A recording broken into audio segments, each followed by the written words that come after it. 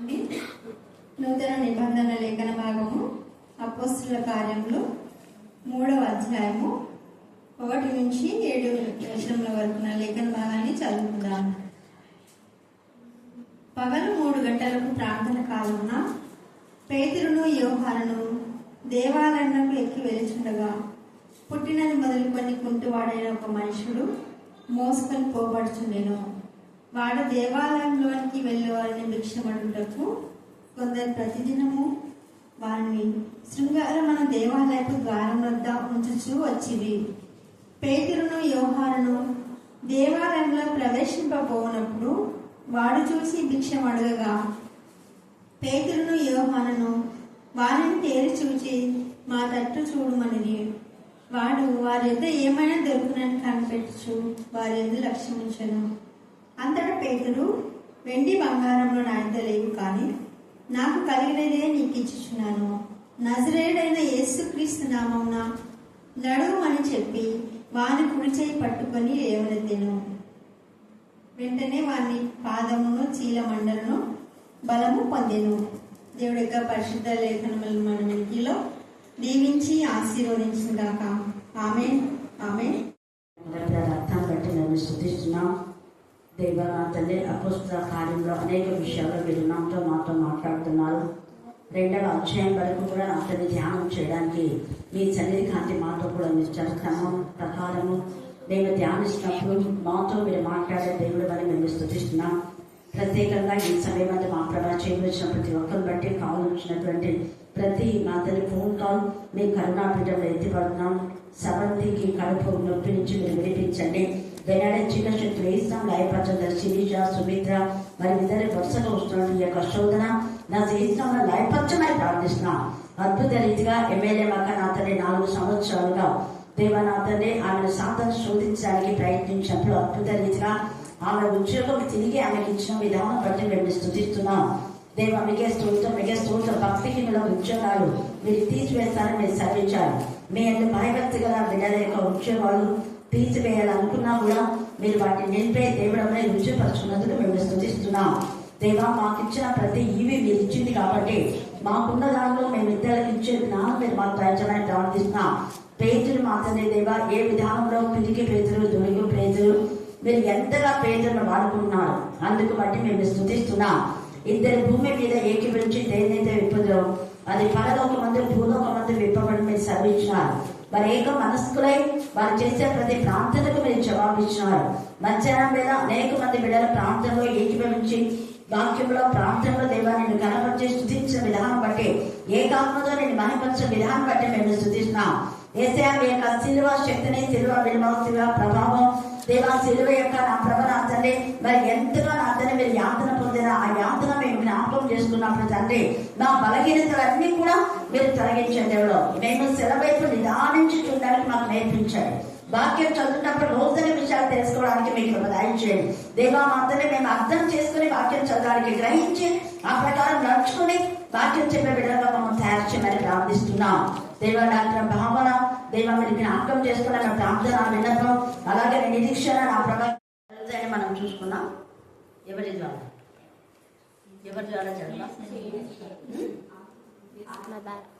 పరిశుద్ధాత్మతో శక్తితో నింపబడిన వాడు అంటే అద్భుత కార్యాలు ఆశ్చర్యకాలు చేసి దేవుడే. కానీ దేవుడు డైరెక్ట్ గా చేయటం లేదు. ఎవరి ద్వారా? ఆత్మలను సంపాదించుకొని ఆత్మలో నివాసం చేయడానికి. నేను అందుకే పదే దేవుడు అని చెప్పాను పవన్. కానీ అదే పవన్ డైరెక్ట్ గా దేవుని దగ్గరికి పోయినాడా చెప్పాలి. అఖిల్ మరి ఎవరి దగ్గరికి వచ్చినాడు? అఖిల్ ఆత్మతో అఖిల్ ఆత్మ ప్రేరేపణ చేసి ఆత్మ దగ్గర వస్తే ఇక్కడ ప్లాన్ చేస్తున్నా ఇక్కడ వచ్చినాడు. నేను ఎందుకు చెప్తున్నా అంటే దేవుడి ఖచ్చితంగా దేవుని దగ్గరికి రావాలి. బట్ దేవుడు ఎక్కడ ఉంటాడు అని కనుక్కోవాలి. మన హృదయాల్లో దేవుడు ఏమని అడిగాడు? నేను హస్తకృత్యం ఆలయంలో నివాసం చేయదు ఎక్కడుంటా అన్నాడు. మానవ హృదయమే దేవునికి ఆలయం. అంటే ఎక్కడ 2 లేక 3 ఉంటారో అక్కడ నేనున్నాను అన్నాడు కదా. మరి సహవాసంలో ఈ యొక్క అపోస్తులు మనం 2వ అధ్యాయంలో టైం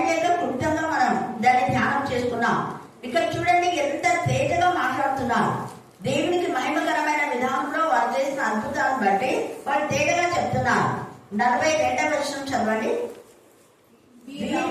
వీరు అంటే ఎవరు? వీళ్ళందరిగా ఆడ 120 మంది, తర్వాత ఈ 3000 మంది. ఇక్కడ 3000 మంది మారు మనసు పొందారు.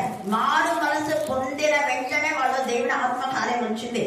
ఆత్మతో నింపబడిన వాళ్ళంతా ఏకాత్మ, ఏక మనసు, ఏకభావం కలిగి అపోస్తుల బోధ ఎందునంటే అపోస్తుల బోధ ఏకాత్మ, ఏక మనసు, ఏకభావం. ఏంటి అపోస్తుల బోధ చెప్పండి? చెప్పాలా? ఏక ఆత్మ ఉంటుంది, ఏక మనసు ఉంటది, ఏక భావం ఉంటది. అంటే కలిసి పని ఒకరు ఒకరు చెప్తే ఇంకో పని చేయాలట. అట్లా భేదాలు ఉండవు. అదే అపోస్తుల బోధ అంటే. తర్వాత రెండవది అపోస్తుల బోధ ఏంటంటే కలిసి పనిచేస్తారు. కలిసి వాళ్ళంతా కలిసి. అందుకనే కదా ఎంత తేజగా చూడాలి. సహవాసము పర్వటం అంటే ఏంటి? సహవాసం. ఒక్కొక్కరు వ్యక్తిగతంగా పెట్టాలి కదా సహవాసం కోరుకుంటున్నాం.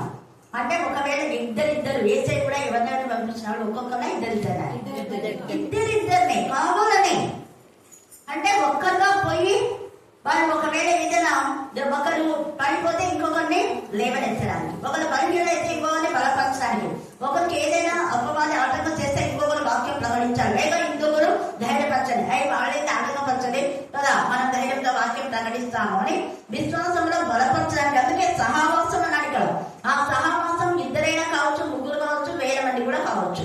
అందుకే ఇక్కడ సహవాసం అందును. తర్వాత రొట్టె విరుచుట ఎందును అన్నాడు. రొట్టె విరుచుట ఎక్కడ రొట్టె విరిచారు వీళ్ళంటే ఇంటింటా. చాలా తేలిగా మాట్లాడతారు.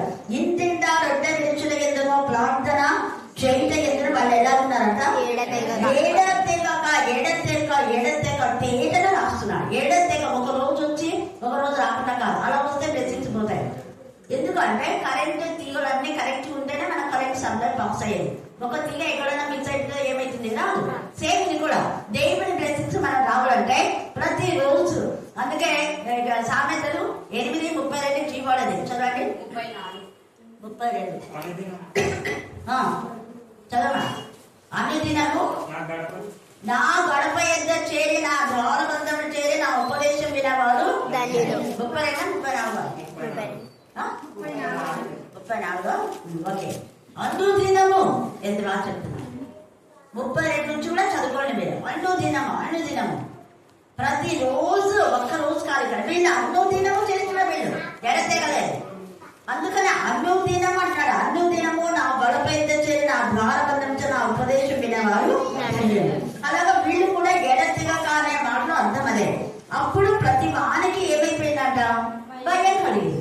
ప్రతి వానికి అంటే ఎవరికి చెప్పాలి? మళ్ళీ చెప్తాను చూడండి.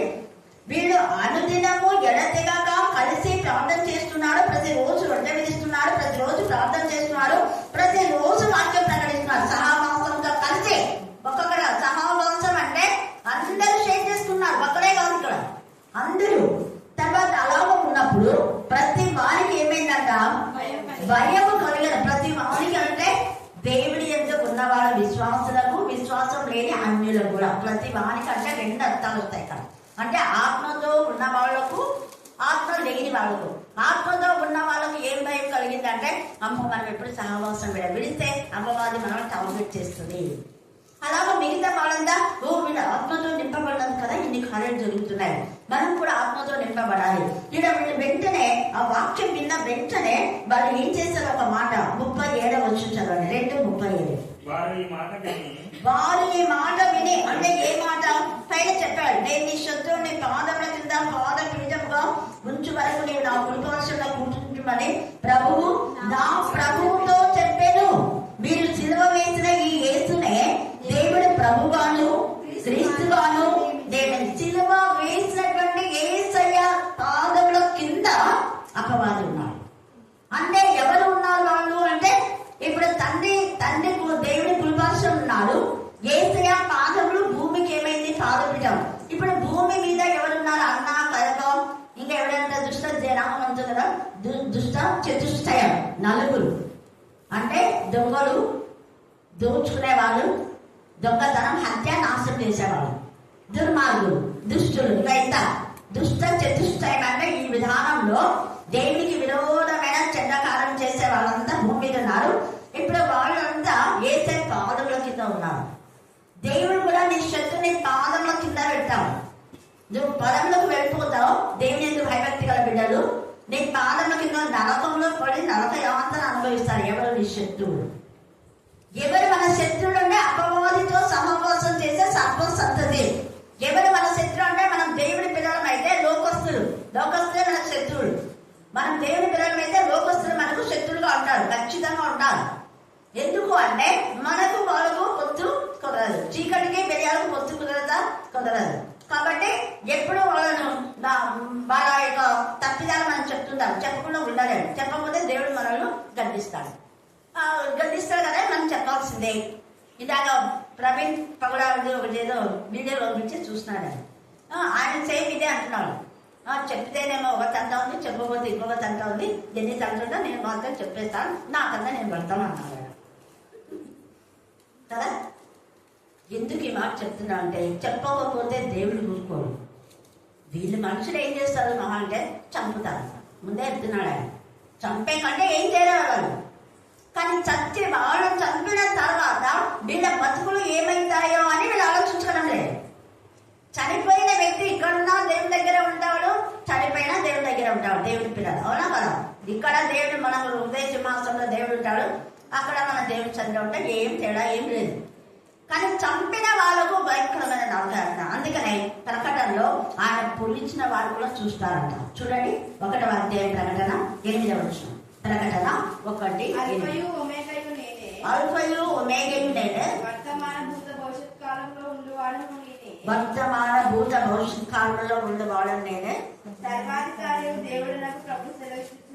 సర్వాధికారియు దేవుడు ప్రభు నాకు సెలవిచ్చుచున్నాడు. మీ సహోదరులను ఒక నిమిషంలో 7వ వచనం. ఇదిగో ఆయన మేఘారూఢుడై వచ్చుచున్నాడు. ప్రతి అంటే దేవుని భయభక్తి కాదు, భక్తి లేని అందరిగా ప్రతి నేత్రం జగత్తు పునాది వేయబడక ముందు నుంచి ఎవరెవరు దేవుడు ఏర్పాటు చేసుకుని మామూలు చేస్తే వాళ్ళంతా. అందుకే ప్రతి నేత్రం ఆయనను చూచును, ఆయనను పొలిచిన వాళ్ళను చూచుతారు. సిగ్గు అవుతుంది వాళ్ళ. అయ్యో మనం పిల్లలకి అనే మనది కదా ఈ లోకమని లోకాధికార మాట విని వాళ్ళ మాట విని వీళ్ళ మాట విని ఏసైని శిలవేయమన్నాడు. ఏసైనేమో మేఘాలుడై మృత్యుంజయుడై పునరుద్ధాన శక్తితో వస్తున్నాడు. ఇంకా మన భక్తులు ఏమైపోతాయని రొమ్ము కొట్టుకుంటాం. చూడండి అక్కడ రొమ్ము కొట్టుకోవచ్చు. పొడిచిన వాళ్ళని చూసేది భూజనులు అందరూ ఆయన చూసి అందరూ రొమ్ము కొట్టుకుంటారు. ఏసయ్య చనిపోయే ముందు అనేక మంది స్త్రీలు రొమ్ము కొట్టుకొని ఏడ్చారు. ఇప్పుడు అందరూ అంటే చంపిన వాళ్ళు, చంపని వాళ్ళు, ఏడ్చిన వాళ్ళు అందరూ రొమ్ము కొట్టుకుంటారు. ఎంత తెలివి తక్కువ పని మనం చేశామని. అందుకే ఒక పని చేసినప్పుడు ఆలోచించాలి, ఎవరు ఏం చెప్తే అది చేయకూడదు. ఇక్కడ వీళ్ళు అందుకనే ఏం చేస్తున్నారంటే వాళ్ళ హృదయం ఆ మాటలు ఉంటే ఏసై గురించి శిలువ గురించి చెప్పారు పేతురు. ఏసైను మీరు శిల వేసి చంపారు కదా, మీరు అన్ని మేలు చేస్తే ఆయన మేలు చేసినందుకు మీరు కీడు చేసి ఆయనకు ఇలా చేశారు అని చెప్పిన వెంటనే చూడండి, చెప్పిన వెంటనే వారు ఈ మాట విని, వారు ఎవరంటే 3000 మంది అక్కడ ఉన్నారు. వాళ్ళు ఈ మాట విని హృదయంలో నొచ్చుకొని, మనల్ని ఏమంటారు హృదయంలో మాకు మంట అవుతుంది, మాట్లాడితే బ్రతుకులు మార్చుకోవాలి. అది హృదయంలో నొప్పి అయితే ఏం చేయాలి? ఆ నొప్పి తీసేసేలాగా మనసు మార్చుకోవాలి. ఆ పాపం అనే నొప్పి, ఆ నొప్పి నీకు పాపం కలుగ చేస్తుంది. అంటే నీ పాపాన్ని గుర్తు చేస్తుంది, నొప్పి వస్తుంది. ఆ పాపాన్ని తీసేసుకుంటే అవునా, క్యాన్సర్ గడ్డ ఉంది, నొప్పి వచ్చింది, మరి ఏం చేస్తారు డాక్టర్లు? గట్టి చెప్పాలి. క్యాన్సర్ గడ్డ ఉంచుకొని నాకు నొప్పి వేసినప్పుడు అయితే మరి నువ్వు వాక్యం ద్వారా చెత్త చికిత్స చేసుకోవాలి. నీ హృదయం గాయపడింది అంటే ఆ గాయం ద్వారా హృదయం తగిలి పాపం బయటికి రావాలి. మన పాపం తీయడన్నా మన క్యాన్సర్ గడ్డ తీసి వాళ్ళ లోపల పెట్టి చేస్తారా? తెలివి లేనోళ్ళు. అందుకనే తెలివి లేకుండా మాట్లాడుతుంటారు. వాక్యంతో మాకు గుణపాలాగా కూర్చుందంటే గుణపమే, అది గుణపమే. గుచ్చబడితే పాపం బయటికి రావాలి. ఇక్కడ హృదయాన్ని నొచ్చుకొని సహోదరులారా మేమేమి చేయటమనే పేతుల్లో కడమ అపోస్తుల వాళ్ళు అడగవాలి. పేతుల్లో అపోస్తుల దగ్గరికి వచ్చినారు, అందరి దగ్గర నుంచి మేము ఏం చేయాలి అది మేము ప్రేమ్ చేయాలి అంటే వెంటనే వాళ్ళు ఏమంటారు, మీరు మారు మనసు పొంది పొంది ఏం మనసు పొందాలా? మారు మనసు. మరి చెప్పాలా? మారు మనసు పొందండి అని పదే పదే పదే చెప్తున్నారు చాలా మంది సేవకులు. వాళ్ళ మనసు మాత్రం మారదు. వాళ్ళ మనసు మాత్రం పాషాణమే. బాగా చిన్నపిల్ల పాషాణం ఎట్లా సమాధానం అంటారు? వాళ్ళు మాత్రం సమాధానం అంటే ఏంటి? మనం ఎవరి దగ్గర అక్రమంగా తీసుకున్నా దాన్ని ఇచ్చేస్తే సమాధానం. జగ్గయ్య సమాధానం అన్నాడు కదా, తీసుకున్నది ఎంత ఇచ్చినాడు? 400 ఇచ్చినాడు.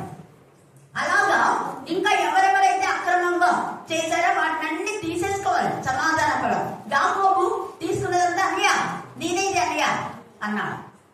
అప్పుడు సమాధానం వచ్చింది, దేవుడితో సమాధానం వచ్చింది. దేవుడితో ఆశీర్వదించమన్నాడు, దోచుకున్నది ఇచ్చేస్తాం. మనసు మారింది అంటే ఏం తీసుకున్నామో అది ఇచ్చేస్తాం, అస్సలు ఉండలేదు. అయ్యో వాళ్ళకి మనం నష్టం చేసామే, అస్సలు నిద్ర కూడా పట్టదు నన్ను అడిగితే. అందుకే వీళ్ళు వెంటనే ఏం చేయాలి అన్నాడు. అక్కడ దొంగ రెండవ దొంగ ఏసే గురించి వింటేనే మనసు ఏమైపోయింది? మారిపోయింది. మారిపోతేనే ఏం చేస్తున్నాడు?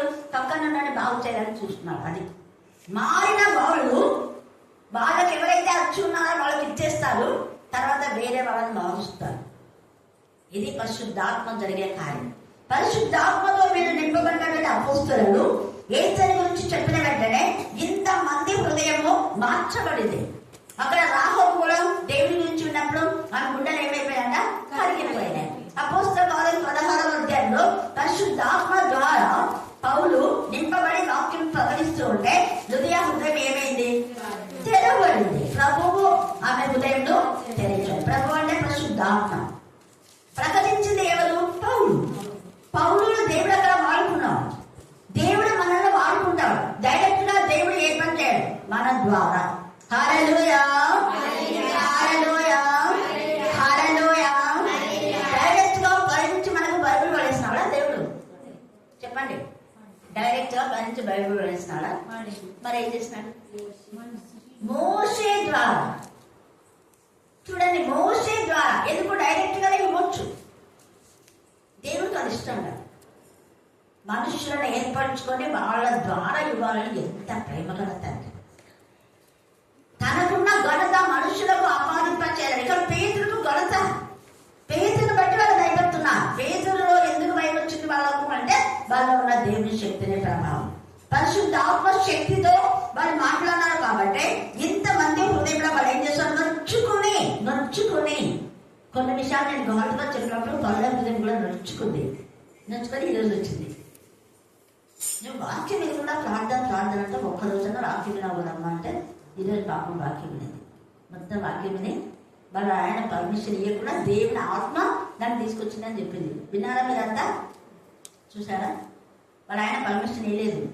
ప్రార్థన చేసుకొని అంటాడు. ఇప్పుడు వాక్యం అంటే అంతసేపు ఉండొద్దు అంటాడు. కానీ ఇప్పుడు ఎవరిని ఖాతా చేయకుండా దేవుని ఆత్మకు లోబడింది. నేనన్నా భర్త మాట, వాళ్ళ మాట, మనుషుల మాట కాదు, దేవుడి మాట విని దేవుడు ఏం చెప్తే అది చేయాలి. నన్ను ఆత్మ ఇక్కడికి తీసుకొని వచ్చింది అని చెప్పింది. ఎంత హ్యాపీగా పోయిందా! హల్లెలూయా.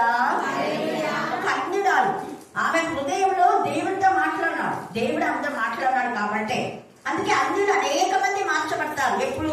మన పరిశుద్ధ ఆత్మతో చెప్పినప్పుడు.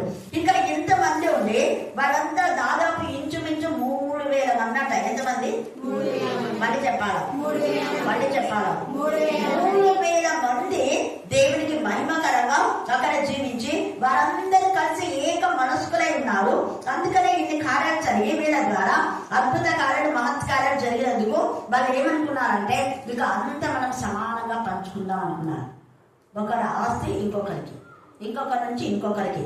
ఇదంతా ఉంది. ఏకాత్మ, ఏక మనసు, ఏక భావం ఉంది. అందుకనే నిష్కపటమైన హృదయంతోనూ ఆహారం పుచ్చుకొని చూడేది. నిష్కపటమైన హృదయంతోనే ప్రభు వల్ల మనం పుచ్చుకోవాలి. అనుదినము రొట్టె విరుచుట ఏంటంటే అర్థం అదే. అనుదినము రొట్టె విరుచ నిష్కపటమైన హృదయంతో ఆహారం పుచ్చుకొని చూడేది. మరియు ప్రభు రక్షణ పొందుతున్న వారిని అనుదినము వాటితో అనుదినం మన దగ్గరికి ఎవరో కొత్త వస్తారు. అనుదినం. ఈరోజు ఆ పిల్లలు వచ్చినారు. ఎప్పుడైనా తెలియదు. ఏం పేరు నీ పేరు? దేవకుమార్. ఎవరో ఒకరిని దేవుడు అంటే దేవుడి యొక్క ప్రేరేపణ. ఇలాగా జరుగుతున్న ఈ సమయంలో అప్పుడు పేతురు ఏం చేస్తున్నాడు? ఇక్కడ వాక్యం చెప్తున్నాడు.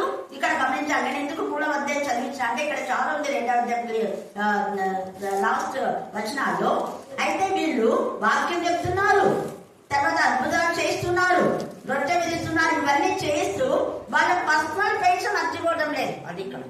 3వ అధ్యాయంలో అంతా ఏముందంటే వాళ్ళు ఇంటింటా రొట్టె విరుస్తున్నారు. ఇన్ ద సేమ్ వే వాళ్ళ టైం ఎప్పుడంటే ప్రార్థన కాలంలో అంటే వాళ్ళు 3 గంటలు ప్రార్థన పెట్టుకున్నారు. యోహాను పేతురు. అర్థమైందా ఇప్పుడు మీకు నేను ఎందుకు వెళ్తున్నానని? అక్క ఎందుకు పోయేటప్పుడంతా ప్లాన్ చేసుకుని పోతే చర్చిలో అనుకుంటాను. ఇలా చేస్తాను ఇలా చేయించుకొని మళ్ళీ చర్చిలో చేసుకుంటాం. అది నా అలవాటు. ఇది వీళ్ళ అలవాటు. వీళ్ళు రోజు 3 గంటలకు పోయినా ఆ టైంలో ఎవరు ఉన్నారు కదా, ప్రశాంతంగా పోయి ప్రార్థన చేసుకుంటున్నారు. అందుకని ఒకవేళ ఇంట్లో కూడా చేసుకోవచ్చు, వాళ్ళకి మేడగది కూడా ఉంది. అది చేస్తున్నారు, ఇది చేస్తున్నారు. అందుకనే చూడండి కదా, పగలు 3 గంటలకు ప్రార్థనా కాలంలో పేతురును యోహాను వీళ్ళిద్దరు కలిసి ప్రార్థన చేసుకున్నటువంటి సమయం అది. అందుకనే వాళ్ళు దేవాలయంలో ఎక్కి వెళ్ళించుంటారు అంటే అది పైన ఉండొచ్చు, అందుకే ఎక్కి అంటారు. పుట్టినది మొదలుకొని పుట్టివాడైన ఒక మనుషులు మోసుకొని పోవచ్చుండేను. వాళ్ళు దేవాలయంలోకి వెళ్ళేవారిని భిక్ష పడడం కొందరు ప్రతి దినము కొన్ని సంవత్సరాల నుంచి పెట్టాడు. ఇది ఆలోచించండి. శృంగారం అనే దేవాలయంకు ఎవరెవరు వస్తారు చెప్పాలి. దేవాలయంలో ఎవరెవరు వస్తారు? యాజకులు వస్తారు, పెద్దలు వస్తారు, శాస్త్రులు వస్తారు, పరిచయులు వస్తారు, సభ్యులు వస్తారు. 5 కదా. ఇంకా సమరేడు వాళ్ళు లోపలికి రాదు, బయట ఉంటారు. అందుకని శృంగారు అలాగా బయట ఉండి ప్రాణం చేస్తారు. మారు మనసు పెద్ద వాళ్ళు లోపలికి వస్తారు.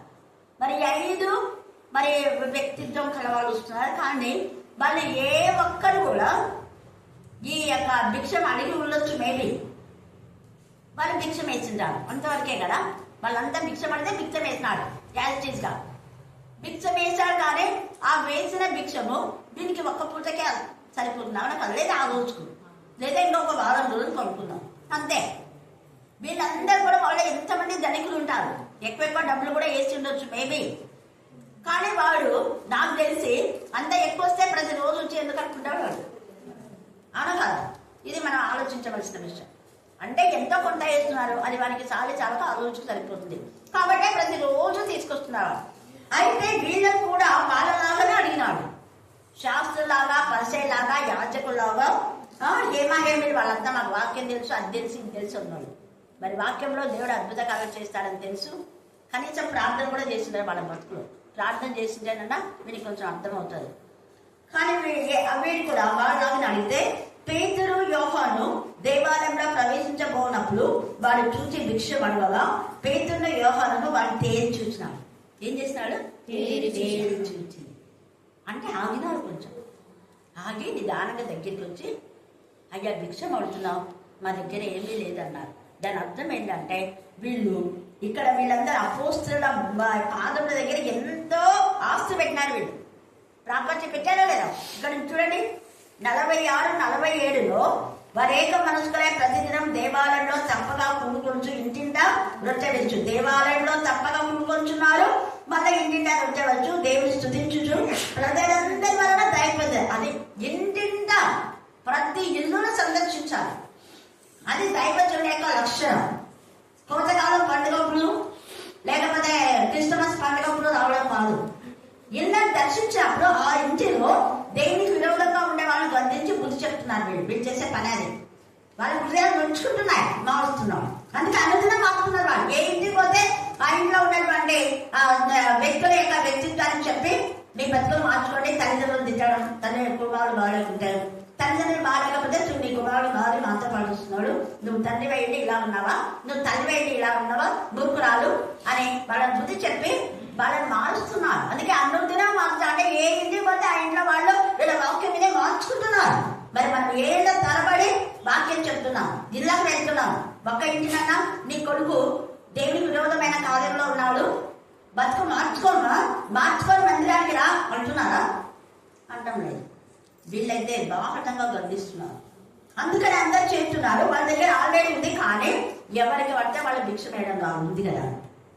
అందుకని ఇక్కడ ఏమన్నా అంటే వాళ్ళు వెంట తెచ్చుకోరు. వాళ్ళు అక్కడక్కడే అవి తినేసుకుంటారు, అక్కడే వాళ్ళకే ఇంకొకరికి అప్పగించుంటారు. అందుకే మా దగ్గర వెండి బంగారములు లేవు. అంటే అప్పుడు వెండి నాణ్యాలు, బంగారు నాణ్యాలు వాళ్ళ దగ్గర ఉన్నాయి.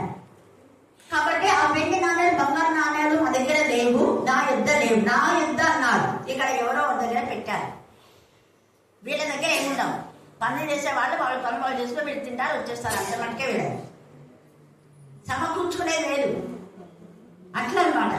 అందుకనే నా దగ్గర ఏమంటున్నారు ఇక్కడ బిల్లు తర్వాత ఏమంటున్నాడు చూడండి, కానీ నాకు కలిగినదే, ఇది అండర్లైన్ చేసుకుని ఈ రోజు మన ధ్యానాంశం ఇదే. నాకు కలిగినదే నీకు ఇచ్చుచున్నా, మాకు కలిగిందే మీకు ఇస్తా, నాకు కలిగిందే నీకు ఇస్తా. మరి నీ దగ్గర ఉన్నది నువ్వు ఇస్తున్నావా? ఉన్నదాన్ని దాచుకుంటున్నావా? నీ దగ్గర ఏముందో నువ్వు గుర్తు చేసుకోవాలి. అక్కడ 2వ రోజుల్లో ఆమె దేవుని దగ్గరికి, అంటే దేవుని దగ్గరికి పోయిందా, ప్రవక్త దగ్గరికి పోయిందా?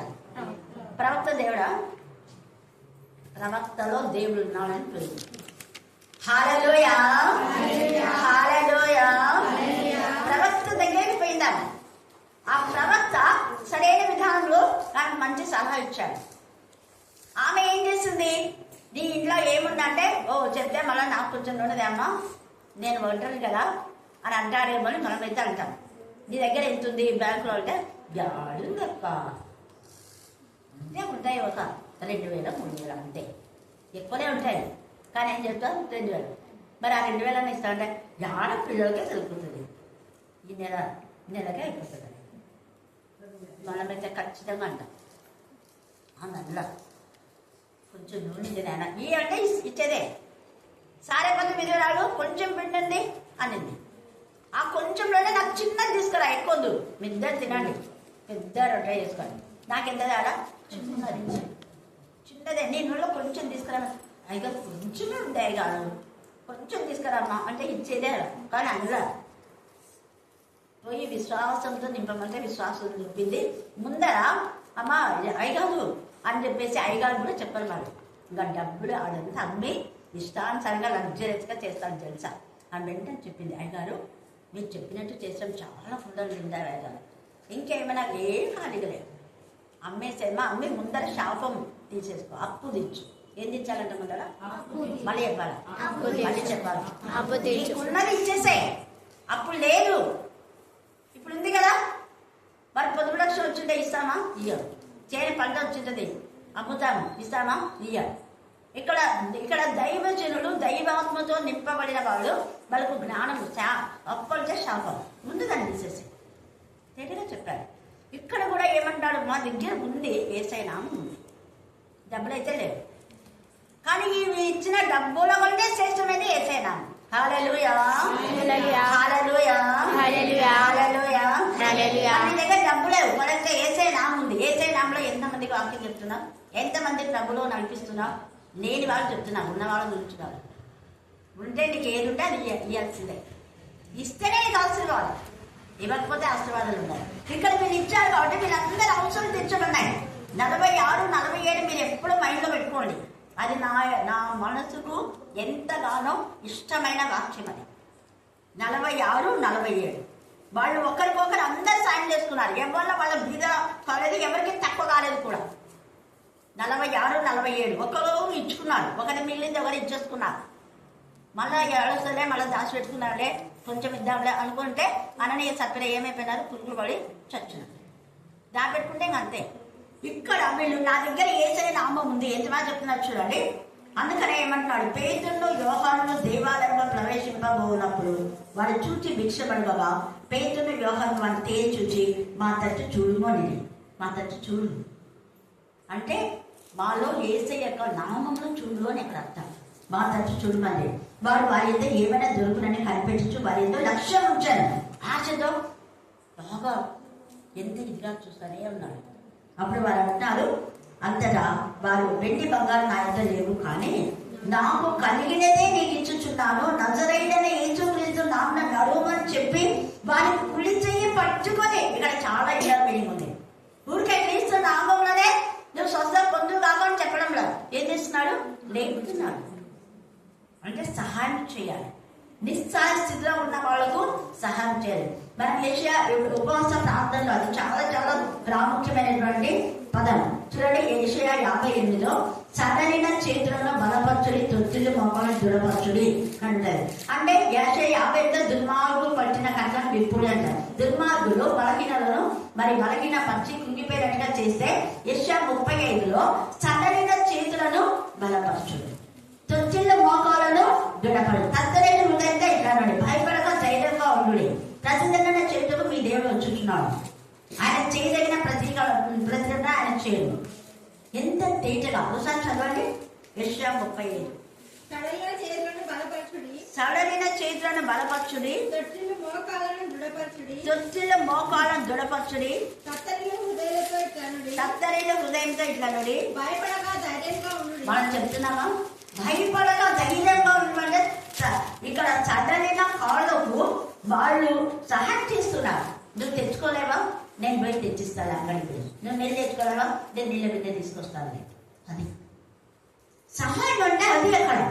అందుకనే ఏసే కూడా చెప్పాడు, ఒకడు ఆకలికొని ఆహారం కోసం ఇంటికి వస్తే పో, చలి కాచుకో, మంచిగా ఉండు, పొద్దునే తెల్లగైనా వాళ్ళ వృద్ధులు కొద్దిసేపు కదా పడుకోమను అని చెప్పకూడదు.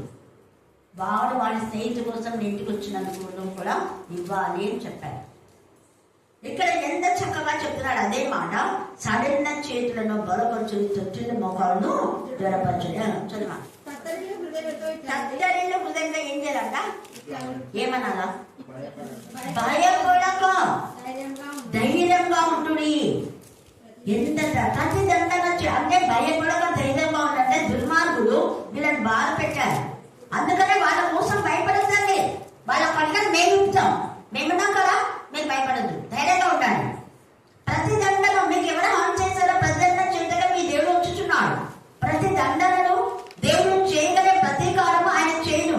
ఆయన వచ్చి తానే రక్షించును. గుడ్డి వారి కన్నులు తెరవబడను, చెవిటి వారి చెవులు విప్పబడను, కుంటి వారి దుప్పి వలె గంతు వేయను, మూగ వారి నావుగా పాడును, అరణ్యంలో నీళ్లు ఉబుకును, అడవిలో కాలువలు పారును, ఎండ మావులు మడుగులు అవు. ఇదంతా మనుషుల గురించే. అరణ్యము అంటే అరణ్యం లాంటి జీవితాలు, ఎండ మావులు అంటే అప్పులతో ఆర్థిక సమస్యలతో ఎండిపోయిన జీవితాలకు దేవుడు మడుగులనిస్తా, సమృద్ధినిస్తా. ఆ రెండవ రాజుల్లో ఆమెకేమీ లేదనుకున్నా సమృద్ధిని ఇచ్చేవాడు. 10 మందికి పెట్టాడు. మనం చూస్తే ఆ సారిపోతే విధవరాడికి 10 మందికి పెట్టే జీవితం నాకు ఇచ్చాడు. ఎండిపోయిన జీవితం, చస్తాననుకున్న ఆమె సజీవంగా అనేకులు ఆమె జీవించడమే కాకుండా అనేకులు జీవించే. అదే దేవుని యొక్క శక్తి. అంటే ఎండిన భూమిలో నీటి మడుగులు పుట్టును, నక్కలు పండుకొనిన వాటి ఉనికి పడును, జమ్ములు తుమ్మగడ్డియు మేతయు పుట్టును. అక్కడ దారిగా ఉన్న రాజ మార్గం ఏర్పడను, అది పరిశుద్ధ మార్గం అనబడను, అది అపవిత్రుల పోకూడని మార్గం. నేను అదే చెప్తా. కరుణాపీఠ వాళ్ళు ఒక ఆమె అండి, భక్తులు అంటే భక్తులే అన్నాను, వాళ్ళు ఎవరికి హాని చేయరన్న. ఇలా కాదు, ఎగ్గొట్టే నేచర్ లేదు అన్న.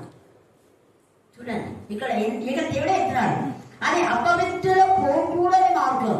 అది మార్గంలో పోవరికి అంటే వచ్చే వరకే ఏర్పరచబడింది, అర్థం కాదు. 3 లైన్లను దారిలో నడుచుతూ తోవ తప్పక. ఒకవేళ చదువు రాకపోయినా బలహీనైనా దేవుడు మళ్ళా వాళ్ళను రైట్ వేలు నడిపిస్తాడు. హల్లెలూయా, హల్లెలూయా.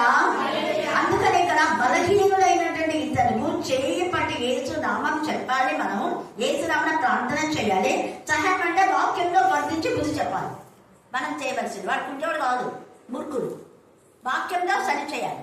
అందుకని ఇక్కడ ఏం చేస్తున్నాడు అంటే, లేవనైతే వెంటనే వారి పాదములు చీలమండలు బలం పొందెను, వారి దిక్కున లేచి నిలిచి నడిచెను, నడుచుచు గంతులు వేయించు దేవుని స్తుతించుచు వారితో కూడా అండర్లైన్ చేసుకోండి. అద్భుతాలు పొందుకొని వారు ఎవరితో కూడా వెళ్ళినాము అంటే పేతురు యోహానుతో కలిసి వారితో కూడా దేవాలయంలోనికి వెళ్ళాను. మరి మనలో ఎంతమంది అద్భుతాలు పొందుకున్నారో వస్తున్నారా? విశ్వాసఘాతకులు. ఇతనికి విశ్వాసం ఉంది, నమ్మకమైన వ్యక్తి విశ్వాసఘాతకులు కాదు. వారితో పరిచయంతో పోలేదు, సద్దుకారితో పోలేదు, యాజకులతో పోలేదు, యాజకులతో ముచ్చట వెళ్ళారు. ఎవరితో వెళ్ళారు? పేతురు యోహాను. మా బ్రతుకులకు మేలు చేసింది వీళ్ళు కదా, వాళ్ళతో కలిసి నేను దేవుని స్తుతిస్తా. అది నేను చెప్పేది కూడా అదే. నాతో కలిసి పెళ్లిలకు పేరటాలు రమ్మని పిలువన్నాను. ఎక్కడ? ప్రభు పరిచర్య. హల్లెలూయా, హల్లెలూయా. నేను వెళ్ళను పెళ్లిలకు పేరటాలకు, మిమ్మల్ని కూడా పోవద్దనే చెప్తాను. ఎందుకంటే అక్కడ పోవడం ద్వారా మన సాయాసమే, ఏముండదు. ఏదో పోయమంటే వెళ్ళమంటే వెళ్ళమన్నారు, అంతవరకే. ఇక్కడ వాళ్ళతో కూడా అండర్లైన్ చేసుకోండి. వారితో కూడా దేవాలయంలో అంటే వాళ్ళు దేవాలయంలోకి పోతే దేవాలయంలోకి, ఇంటికి పోతే ఇంటికి, ఎక్కడంటే వాళ్ళు వెంబడిస్తున్నారు. అందుకని ఇక్కడ వారితో కూడా దేవాలయంలోకి వెళ్ళిన వాళ్ళు నడుచుచు దేవుని స్తుతించిన ప్రజలందరూ చూచి శృంగారమున దేవాలయపు ద్వారం వద్ద భిక్ష పడుకుంటకు కూర్చుండిన వాడు వీడే అని గుర్తెరిగిరి. వారికి జరిగిన దానిని చూసి విస్మయంతో నిండి సర్వస్సులగిరి అని రాయబడింది. ఇంకా ఇంగ్లీష్లో అయితే దేవుని స్తుతించిరి అని. దేవుడి వాక్య భాగం దీవించుగాక. చివరి ప్రార్థన. చాలా తండ్రి చిన్న మొన్నగా కూడుకొని నాయన ప్రభా నా దేవ ఇంతవరకు అక్క వాక్యం చెప్పిన విధానం బట్టి వందనాలు స్థుతులు స్తోత్రములు ప్రభా స్తోత్రములు ప్రభా నా నాయన నా దేవ నా ప్రభానికి అనేకమైన వందనాలు స్థుతులు స్తోత్రములు తండ్రి నాయన నీవేంతో నాయన ఉపవాసములు నా తండ్రి జయించిన దేవ నా తండ్రి నా ప్రభా నాయన నీవు నీ దాంట్లో ఒక భాగం కూడా ఉండలేని బతుకులయ్యమైన తండ్రి నా ప్రభా నాయనానికి స్తోత్రము ప్రభా ప్రతి ఆత్మను ముట్టండి శ్రేష్టపరచండి దేవానికి స్తోత్రము ప్రభా స్తోత్రము ప్రభా నా నాయన నా ప్రభా నా తండ్రి నాయన చిన్న కూడుకొని బిడ్డలు అవసరాలతో వచ్చినారు నా ప్రభా నైనా వాళ్ళ అవసరాలు తీయండి దేవా నా ప్రభా నైనానికి స్తోత్రము ప్రభా ఏ బిడ్డకి ఏ సమస్యలు ఉన్నావు నైనా నువ్వు తీర్మానం చేసేవాళ్ళ దేవుడు ప్రభా నీకు స్తోత్రం నైనా స్తోత్రము ప్రభా నాయనా నా తండ్రి